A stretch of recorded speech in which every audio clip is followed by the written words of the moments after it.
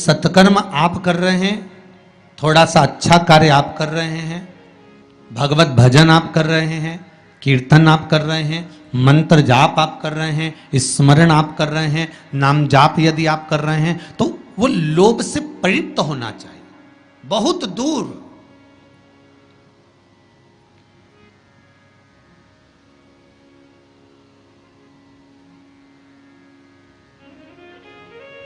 आपके भीतर वो उपजे ना।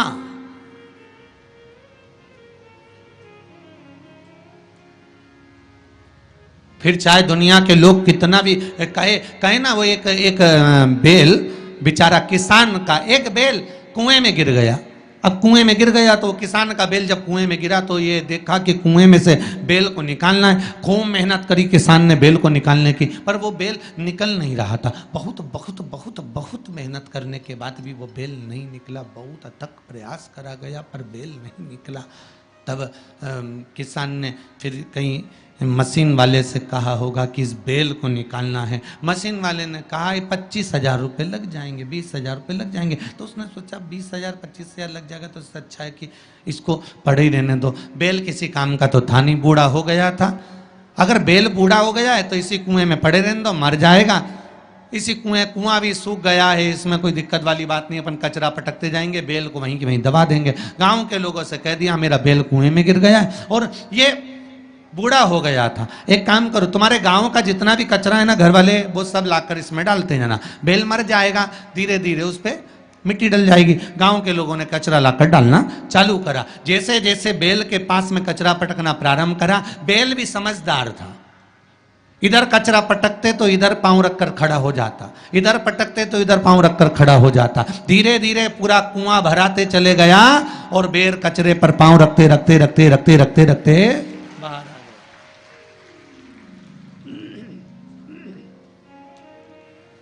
बेल कचरे पर पांव रखते रखते रखते रखते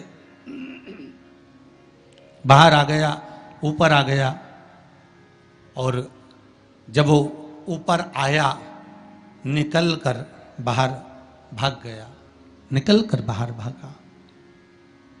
बेल से हमको एक सीख लेना चाहिए, हमको एक चीज सीख लेना चाहिए।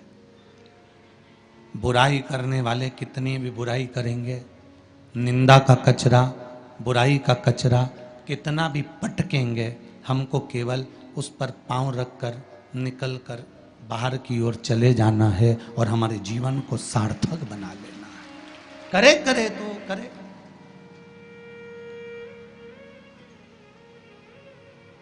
अब शब्द कहने वाला कहता रहे, ताने देने वाला देता रहे, गाली देने वाला देता रहे। अपनी शिव भक्ति, अपना स्मरण, शंकर का अनुमोदन होता रहे, बस इसका ध्यान रखना।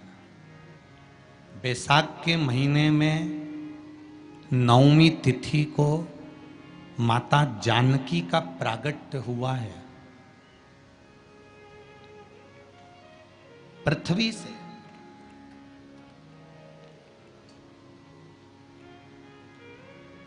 कभी एक विचार करिएगा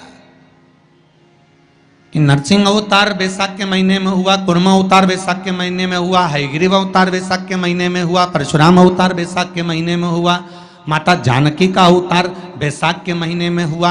आखिर बैसाख के महीने में, माधव महीने में इतनी महत्वता क्यों?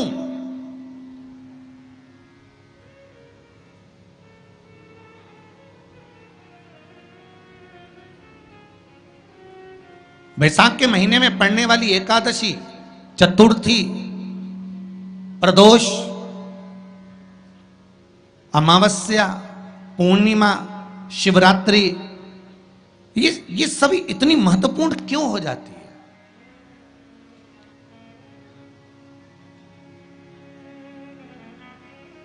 इसकी महत्वता इतनी प्रबल क्यों हो जाती है?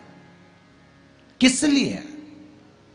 क्योंकि बैसाख का जो महीना पड़ता है, सूर्य की संपूर्ण तपन, सूर्य देव अपने पूर्ण तेज के साथ में, पूर्ण तेज के साथ में मृत्यु लोक के निवासियों पर, चाहे जलचर हो, थलचर हो, वायुचर हो, चाहे जो जीव हैं उस पर जब किरण फेंकते हैं तो संसार का जो मनुष्य है उस पर जब ताप पड़ता है तो ताप पड़ने के कारण उसके मुख से भगवान का नाम निकल ही जाता है, स्मरण नाम निकल ही जाता है। जब उसके मुख से भगवान का नाम निकलता है तो वो भगवान की शरणागति खुद ग्रहण कर लेता है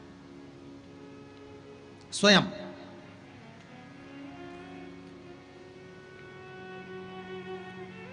शरणागति ग्रहण कर लेना। बैसाख की पोथी पढ़ते हो आप लोग?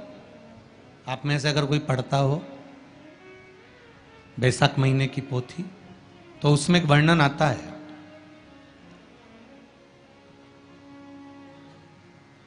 गीता प्रेस गोरखपुर के कल्याण अंक में भी आप ये पावन बैसाख चरित्र श्रवण कर सकते हैं। उसमें बैसाख महीने की पोथी में 10वें दिवस की कथा में 10वें अध्याय में एक व्याध और शंख मुनि का चरित्र आता है।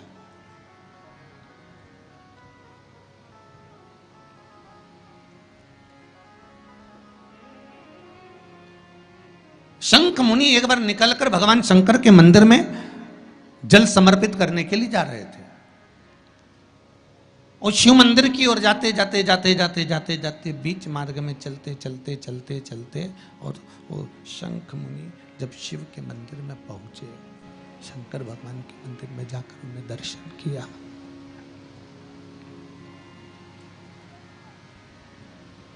जल का पात्र उठाया और वो जल का पात्र उठाकर जब भगवान शिव को समर्पित कर रहे थे तो उसी समय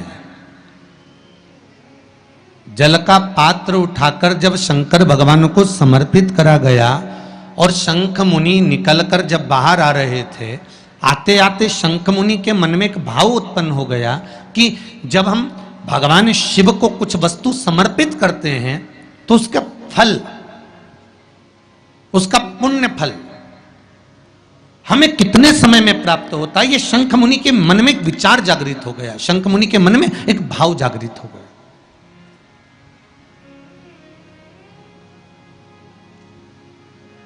कई माताएं पशुपति व्रत करती हैं,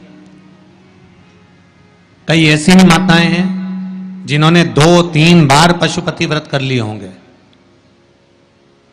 दूसरे को बताया, उसने व्रत करा, उसका हो गया, उसको फायदा भी मिल गया, और ये 3 कर ली, उसके बाद भी कुछ ना कुछ रह गया। तो इसके मन में आया कि बताओ, मैं भी व्रत कर रही हूं, ये भी व्रत कर रहे हैं, ये भी व्रत को सुन कर रहा है, मैं भी व्रत कर रही हूं, आखिर बात समझ में नहीं आती। उसको लाभ मिल गया, मुझे लाभ नहीं मिला। उसको लाभ की अनुभूति हो गई, मुझे लाभ की अनुभूति नहीं हुई। तो कभी विचार करना कि तुमने उसको पशुपति व्रत बताया, उसने व्रत किया और बड़े दिल से करा, बड़े बड़े दिल से करा, तुम्हारे बताए अनुसार करा। मतलब तुम्हारी बात पर कितना विश्वास होगा उसको, तुम्हारी बात पर कितना भरोसा होगा उसको। और तुम्हारे बताए अनुसार उसने पशुपति व्रत कर लिया और उसका काम हो गया, और तुम 2 बार 3 बार 4 बार 5 बार कर चुकी तो भी नहीं हुआ। उसका कारण क्या हो सकता? उसका एक कारण है, तुम्हारी बात पर उसने विश्वास कर लिया पर तुम अभी विश्वास पूर्ण रूप से कर नहीं पाई हो। तुमने ये सोचा है कि दुनिया कर रही है तो अपन भी कर लो। एक बार महाराज ने बोला है कर लो, देखा जाएगा। पर तुम्हारे बात में वो जागृतता, तुम्हारे पास में वो बल, तुम्हारे पास में वो जागृतता, तुम्हारे पास में वो बल, तुम्हारे पास में वो विवेक, तुम्हारे पास में वो बल प्राप्त नहीं हुआ, वो विश्वास जागृत नहीं हुआ। यदि तुम्हारे पास वो विश्वास जागृत हो जाता वो बल जागृत हो जाता। तो तुमने जब पशुपति व्रत करा उसका फल तुमको मिल जाता। अगर विश्वास जागृत होता तो फल मिल जाता।